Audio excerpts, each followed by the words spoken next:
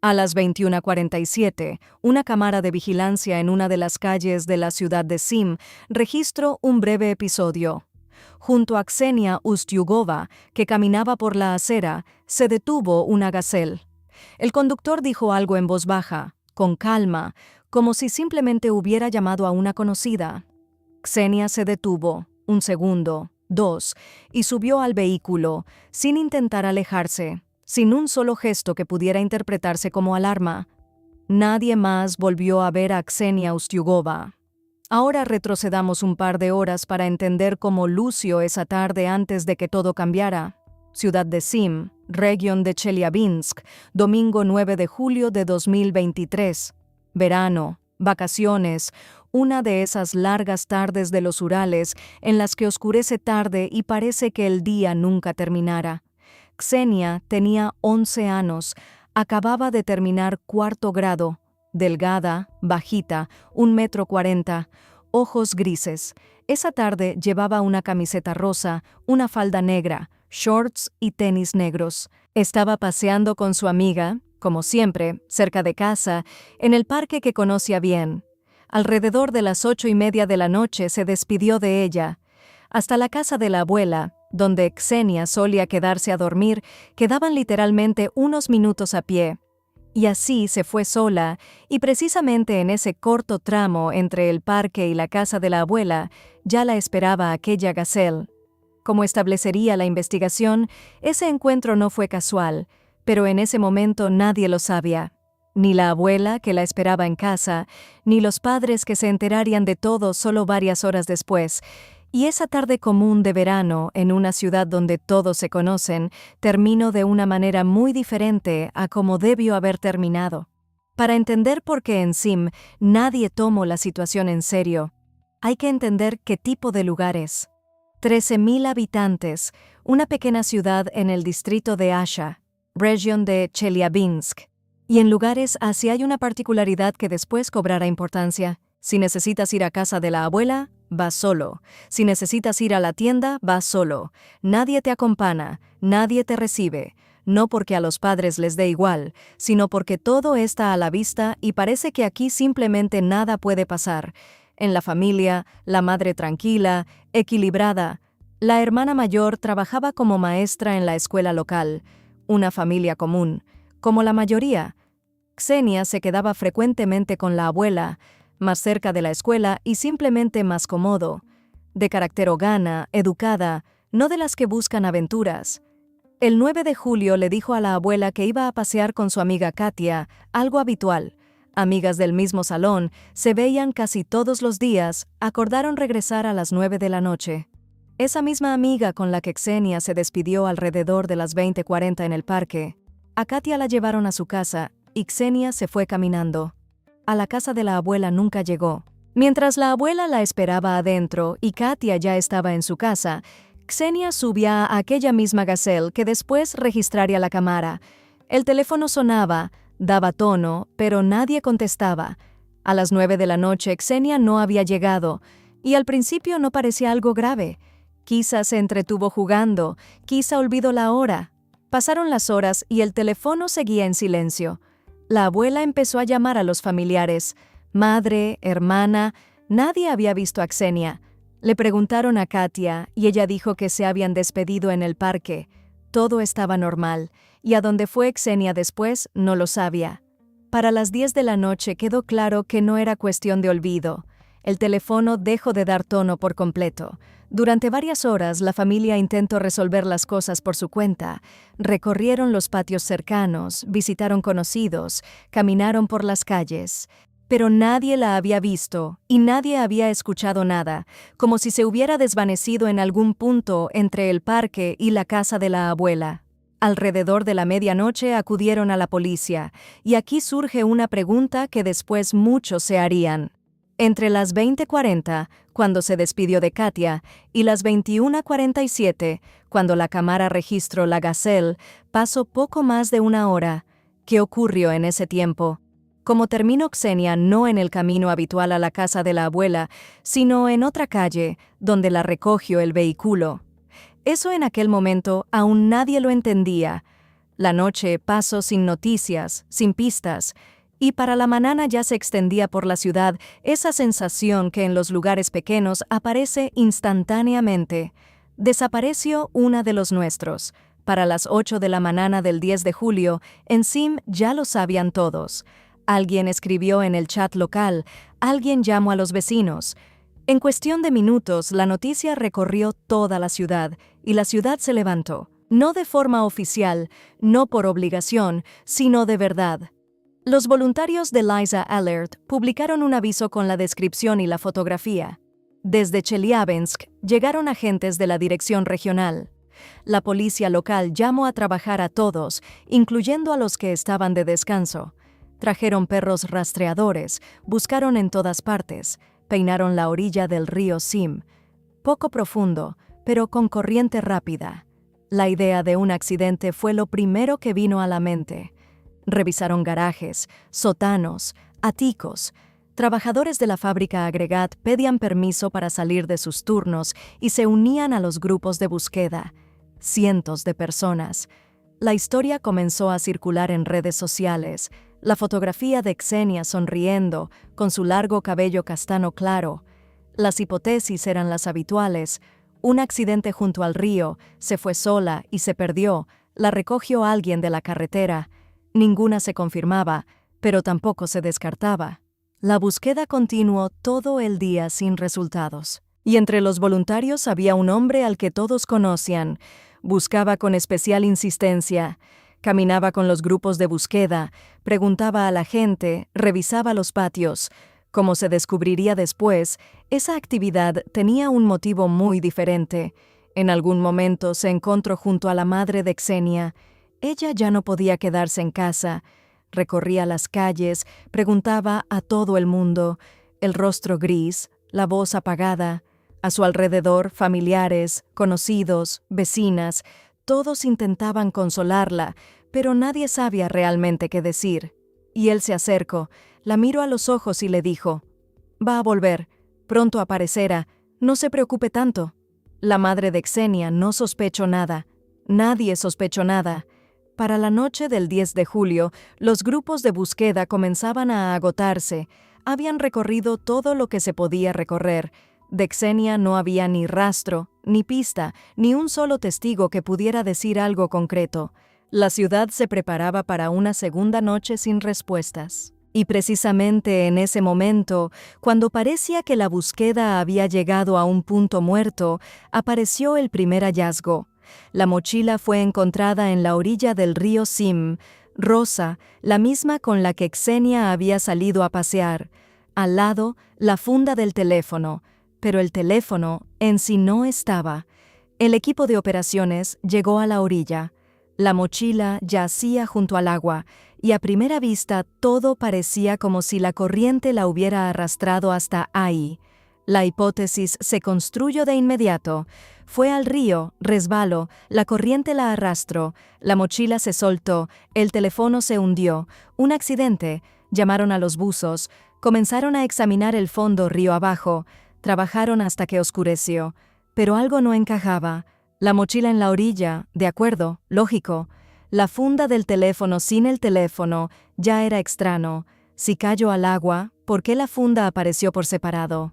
Si la corriente arrastró la mochila, ¿por qué estaba colocada con cuidado en la orilla y no atascada entre las piedras río abajo? Y había otro detalle que no dejaba de inquietar. La última vez que vieron a Ksenia no fue cerca del río. Katia lo confirmó, se despidieron en el parque, y el parque estaba en una zona completamente diferente. No había un camino directo desde ahí hasta ese tramo de la orilla. ¿Para qué habría ido sola ahí por la noche? Demasiadas preguntas para un accidente. Los investigadores tomaron la decisión de, paralelamente a los buzos, revisar las grabaciones de todas las cámaras de vigilancia, reconstruir la ruta. Si no fue el río, la respuesta había que buscarla en otro lugar. Cámaras en Sim había pocas, pero en algunos puntos las había. En tiendas, en cruces, en edificios administrativos. Los agentes solicitaron las grabaciones de todos los puntos entre el parque y la casa de la abuela. Ksenia sale del parque, registrada. Camina por la calle, visible en una de las cámaras. Tranquila, sin prisa, nadie la sigue. Y después, 21:47, otra cámara, otro ángulo. Y aquí los investigadores vieron lo que cambió por completo la investigación. Junto a Xenia se detiene una gazelle. Ella misma lo reconoció. Xenia se detiene. Una breve pausa y camina hacia el vehículo. Abre la puerta, sube. Ni un segundo de duda, ni un paso atrás, ni un intento de voltear o llamar a alguien. Sube como quien sube con alguien que conoce. Para los investigadores, esa grabación dijo varias cosas de inmediato. La primera hipótesis del río se derrumbó por completo. Xenia no fue al agua, se fue en un vehículo. Alguien la había colocado ahí a propósito, para desviar la búsqueda hacia el río y ganar tiempo. Segundo, no era un desconocido de la carretera ni un extraño. Y tercero, lo más concreto, la cámara registró las placas de la Gazelle. Claras, legibles, sin interferencias. Las placas fueron rastreadas en la base de datos esa misma hora. Y a partir de ese momento, la investigación entró en una etapa completamente diferente. No era un desconocido de paso, era una persona que en Sim todos conocían, y que en ese mismo momento caminaba entre los grupos de búsqueda y ayudaba a buscar a la misma persona que él se había llevado. El dueño de la Gazelle apareció en la base de datos en cuestión de minutos. Habitante de Sim, 36 años, registrado ahí mismo. Una cosa es buscar a un desconocido a partir de una grabación borrosa, y otra muy distinta cuando hay una persona concreta, una dirección concreta, un vehículo concreto y una grabación donde la desaparecida sube a ese vehículo. Paralelamente revisaron todo lo que pudieron, antecedentes, registros, conexiones, verificaron si había relación con la familia de Xenia. Las respuestas llegaban rápido y con cada nuevo detalle el cuadro se volvía más pesado. El nombre aún no se había hecho público ni ante la prensa. Desde la región enviaron refuerzos adicionales y ahora los investigadores tenían un sospechoso concreto. La investigación ya comprendía que la mochila había sido plantada y que la verdadera pista estaba en otro lugar. Los agentes decidieron no detener al sospechoso de inmediato. Primero establecer dónde había estado después de las 21:47, qué hizo durante la noche, dónde estaba el vehículo y si había rastros en él. Y el sospechoso todo ese tiempo se encontraba en Sim. Caminaba por las mismas calles que los grupos de búsqueda. Para la noche del 10 de julio, Sim parecía una ciudad en la que algo se había roto. La gente estaba de pie junto a los portales, fumando, hablando en voz baja. Todos hablaban de lo mismo. La madre de Xenia no podía detenerse. Mientras los demás se dispersaban, ella seguía caminando. Tocaba puertas, se asomaba a los patios, preguntaba lo mismo una y otra vez. ¿No han visto a mi hija? ¿Tal vez alguien notó algo? ¿Tal vez escucharon algo sobre un vehículo? En algún momento llegó hasta una casa de ladrillo, una de las más notables de Sim. Familia acomodada, negocio ganadero. El dueño, aquel mismo hombre que todo el día había estado en pie junto a los buscadores. Abrió la puerta. La escucho. Dijo algo tranquilizador. No la había visto, no sabía nada. Seguro aparecería. La madre siguió adelante. A la siguiente casa, a la siguiente puerta. Y ella no sabía que había estado a unos pasos de la persona que había sido la última en ver a su hija. Que esa casa no era solo la casa de un conocido, que detrás de esas palabras se escondía una historia completamente diferente. Lo más probable es que él, para ese momento, ya entendía que la policía había encontrado la grabación de la cámara, que la Gazelle había quedado expuesta, que las placas habían sido o estaban a punto de ser rastreadas. Pero por fuera nada, ni nerviosismo, ni intento de huir, ni voz alterada. Estaba de pie en el umbral de su propia casa y hablaba con la madre de la desaparecida como si no tuviera nada que ocultar. Y esa misma noche, mientras ella seguía caminando por la calle, continuará. Estuvo la noche del 9. ¿Qué hizo? Se mantuvo tranquilo. Dijo que sí, que había visto a Xenia. Le ofreció llevarla, pero ella se negó. La dejó y siguió su camino. Los investigadores escucharon, no interrumpieron, lo dejaron hablar hasta el final y después le mostraron la grabación de la cámara. En la pantalla, su gazelle. Ksenia se acerca, sube, la puerta se cierra, el vehículo se aleja, ninguna negativa, ningún la deje, en ninguna otra cámara de la ciudad. Se quedó en silencio, luego empezó a contradecirse, cambiaba detalles, primero decía una cosa, luego otra, dijo que la llevó hasta su casa, después que hasta la esquina, después que no recordaba dónde exactamente la había dejado, y cada nueva versión contradecía la anterior. Trabajaron con él toda la noche, hora tras hora, pregunta tras pregunta. Con cada ronda de interrogatorio la pared se hacía más delgada. La cámara no miente, la ruta no coincide. La mañana del 11 de julio empezó a hablar. Sí, recogió a Ksenia. Sí, ella subió por voluntad propia, lo conocía y confiaba en él. Pero no la llevó a casa de la abuela. Se desvió hacia una zona boscosa, por el camino a la granja de sus padres, un lugar aislado, de noche, sin nadie alrededor. Los investigadores registraron la declaración y lo llevaron a una reconstrucción de los hechos. Él mismo señaló el camino, el desvío, el camino de tierra, el bosquecillo, un lugar que conocía de memoria porque iba ahí a trabajar todos los días. Entre los arbustos junto al camino encontraron a Ksenia, pertenencias con evidencias.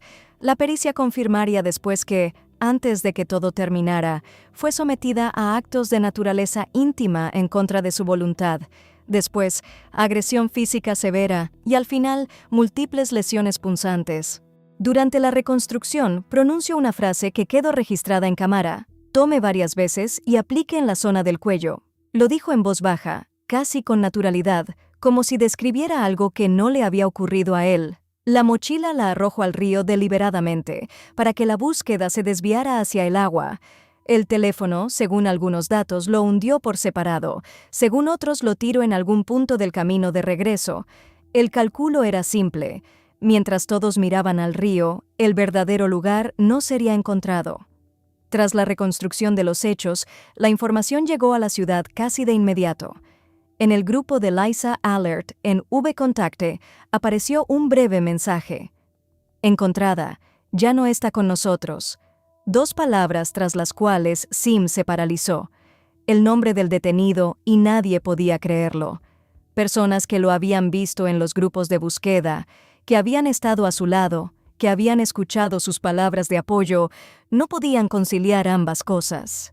Muchos entonces decían lo mismo, pero si él buscaba, él se preocupaba. ¿Cómo es posible algo así?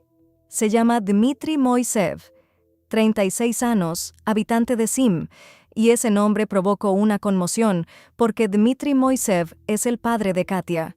Y ahora todo encaja. Por eso Ksenia subió a la gazelle sin un segundo de duda. Por eso no hubo ni un paso atrás, ni un intento de voltear. Es el papá de Katia. La persona a cuya casa iba de visita, a quien había visto decenas de veces. Él llevó a Katia a su casa. En la puerta le dijo a su hija, «Entra, yo llevo a tu amiga, y después regreso por la amiga de su hija». Le ofreció acercarla hasta la casa de la abuela. Ella, por supuesto, aceptó. La cámara no registró un secuestro. Registró el momento en que la confianza se convirtió en trampa. Y ahora revisen todo lo anterior. El hombre que buscaba junto a todos era él. El que se acercó a la madre de Ksenia y le dijo, va a volver, era él. La persona que estaba en el umbral de la casa de ladrillo, mirándola a los ojos y diciendo las palabras correctas, era él. Él sabía que Ksenia ya no estaba. Junto a la madre, mirándola a la cara, buscaba a quien él mismo había escondido.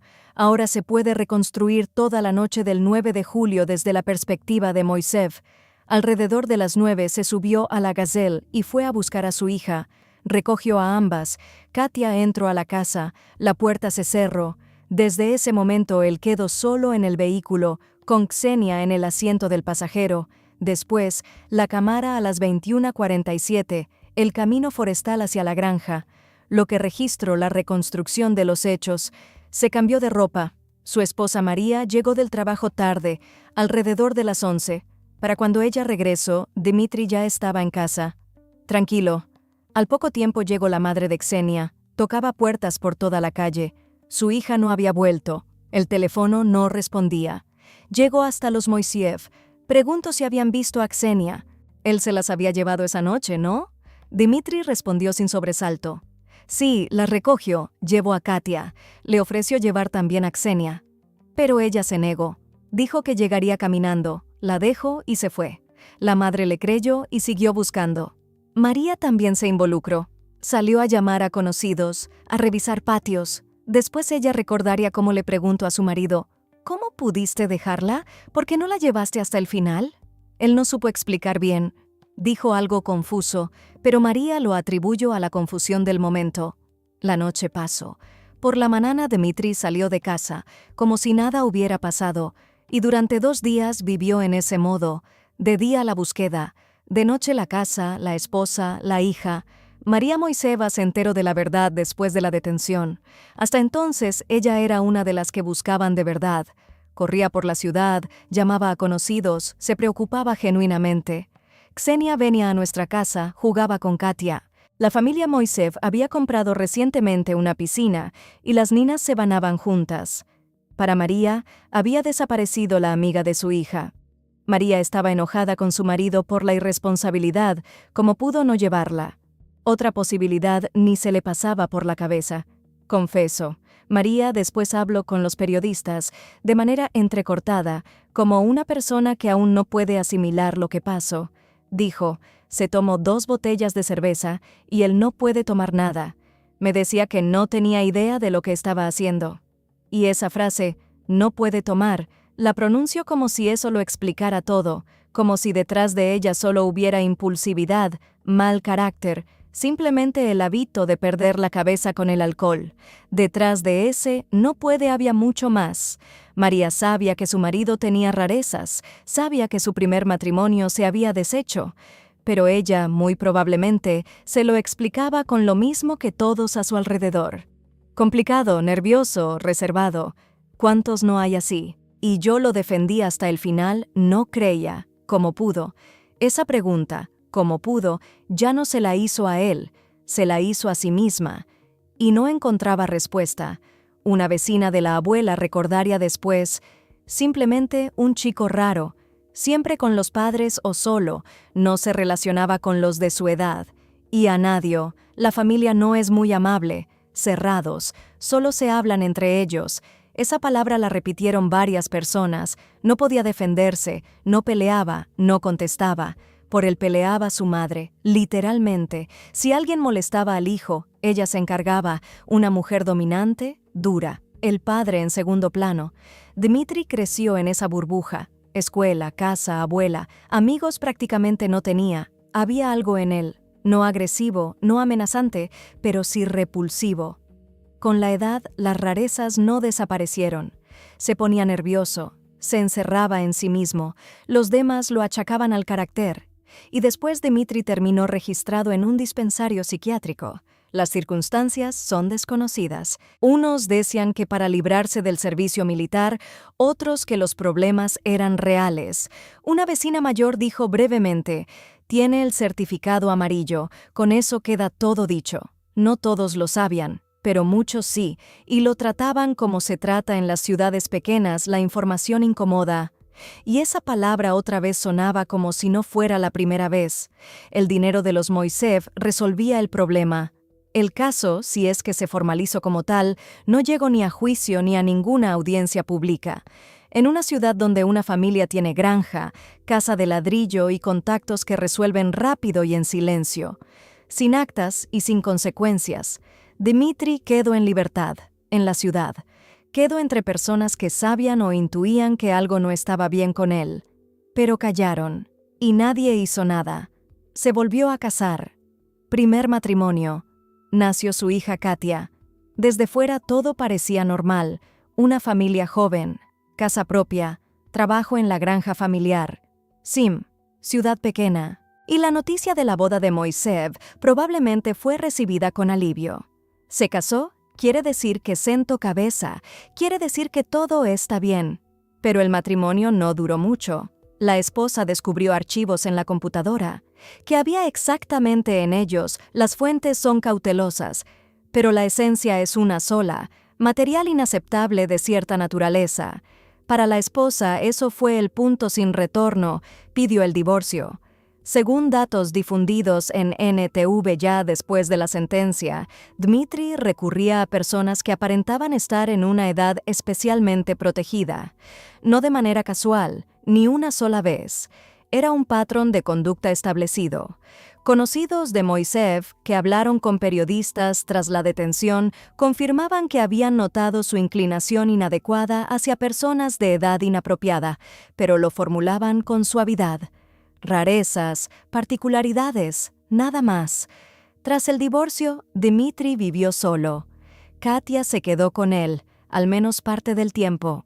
Trabajaba en la granja de sus padres, se quejaba de dolores de cabeza, constantes, agotadores. Empezó a beber, les decía a sus conocidos que el alcohol le ayudaba a calmar el dolor y relajarse, pero enseguida añadió: después de tomar me vienen pensamientos oscuros a la cabeza, y lo decía en voz alta, no en un susurro, no en el consultorio de un psiquiatra, sino en conversaciones comunes, pensamientos oscuros. La gente escuchaba y no preguntaba cuáles exactamente. Intuían y no querían saber con certeza. Todo esto era un telón de fondo, desagradable, inquietante, pero familiar. Dmitri Moiseev vivía en Sim, caminaba por las mismas calles, trabajaba en la granja y criaba a su hija. Y su hija era amiga de Ksenia Ustyugova. Ksenia iba a su casa de visita. Ahora, aquel día. El 9 de julio le dolió la cabeza. Como siempre, se quejaba de eso constantemente. Compró alcohol, se tomó 2 cervezas. Para la mayoría, una tontería. Para él, un detonante. La noche, alrededor de las 9. Katia pasea con Ksenia. Él se sube a la Gazelle y va por ellas. Recoge a su hija, la lleva a casa. Y después regresa por Ksenia. En ese momento se quedaron solos en el vehículo. Él y Ksenia en el asiento del pasajero. No la llevó a casa de la abuela. ¿Qué pasaba exactamente por su cabeza? No pudo explicárselo ni a los investigadores, ni después en el juicio. En el interrogatorio dijo: no tenía idea de lo que hacía, pero tenía suficiente lucidez para distinguir a su hija de la amiga. Suficiente para elegir un lugar aislado. Suficiente para después plantar la mochila junto al río y regresar a casa como si nada hubiera pasado. Para alguien que supuestamente no entendía nada, sus acciones fueron demasiado coherentes. Después de todo, un hoyo en la tierra, un intento de ocultar las evidencias, el arma. Según algunos datos quedo en el lugar, según otros la tiro en algún punto del camino. Después a casa, cambiarse de ropa, esperar a la esposa, acostarse a dormir. El caso fue transferido al Tribunal Regional de Chelyabinsk. La investigación duró alrededor de 7 meses. La primera audiencia fue el 6 de marzo de 2024. Todas las sesiones fueron a puerta cerrada. Juez Maxim Reptov. Acusación: actos de naturaleza inaceptable contra una persona en edad especialmente protegida y causar consecuencias incompatibles con la vida. El fiscal estatal Iván Kravtsov solicitó la pena máxima, reclusión de por vida. Pericia psiquiátrica. Resultado: imputable. Moiseev entendía lo que hacía. Controlaba sus acciones. Podía haberse detenido, pero no lo hizo. Sin embargo, la pericia registró otra cosa: una desviación patológica hacia personas en edad especialmente protegida, confirmada y documentada. Registro psiquiátrico. El incidente de hace 10 años. El divorcio. Los archivos. Los pensamientos oscuros. Todo formaba un mismo cuadro mucho antes de julio de 2023. En abril de 2024, el juez Reptov leyó la sentencia. 23 años de privación de libertad. Los primeros 5 en prisión, los 18 restantes en colonia de régimen estricto. No la cadena perpetua que había pedido la fiscalía, pero una condena tras la cual Moiseev saldrá, si es que sale, siendo un anciano. El tribunal satisfizo parcialmente la demanda civil de los padres de Ksenia, compensación por daño moral, 1 millón de rublos. La familia había pedido 3,1. por todo lo que ocurrió. Moisés escuchó la sentencia en silencio, apenas audible pronunció que la decisión le quedaba clara. Ni una palabra de arrepentimiento, ni un intento de explicación. Sala del Tribunal Regional de Chelyabinsk, 18 de abril. Moisés fue llevado al módulo de cristal con una camiseta recién planchada. En la mano un pañuelo blanco con el que se secaba los ojos, incluso antes de que entrara el juez. Se sentó lejos de la cámara, pero no escondía el rostro. Bajo, rubio, delgado, más bajo que los custodios, demacrado. En 10 meses en prisión preventiva, según los periodistas, había perdido toda aquella tensión que tenía en el momento de la detención. Las lágrimas las secaba con cuidado, con toquecitos en las comisuras de los ojos. Si eran de arrepentimiento o de miedo ante lo que le esperaba con esos cargos tras las rejas, eso no lo sabe nadie. De Sim llegaron sus padres para la sentencia. La madre, una mujer corpulenta y alta. Cuando el juez leyó la condena, casi perdió el conocimiento en la sala. Después dijo a los periodistas una sola frase: «Nunca me lo imaginé, y mira cómo resultó todo». La exesposa de Dmitri no asistió al juicio, a ninguna sesión, ni una sola vez en todo el proceso. Ella, probablemente, entendió todo antes que los demás. Los padres de Ksenia tampoco estuvieron presentes en la sala, no encontraron fuerzas. En su lugar fueron la tía y la hermana mayor, aquella misma maestra de Sim. Se sentaron en silencio, no pronunciaron una sola palabra, ni durante la sentencia ni después. El 30 de julio llegaron cientos de personas, casi todo Sim. La madre de Ksenia dijo solo 4 palabras en las que cupo todo: el dolor, la impotencia y la imposibilidad de comprender. Dios es su juez. Esta es la pregunta que queda después de esta historia. No es sobre Moisés, es sobre el silencio. Sobre una ciudad pequeña donde todos lo sabían todo. Donde aquel incidente con la persona menor fue acallado. Donde el certificado amarillo era motivo de chismes, no de acciones. Nadie preguntó. La cámara registró a las 21:47 no el momento en que alguien se la llevó, sino el momento en que la confianza se convirtió en trampa. Y por esa confianza no pago quien confío, sino quienes callaron. Si les gustó este video, denle like, suscríbanse a nuestro canal, escriban en los comentarios qué piensan de esta historia. Hasta la próxima.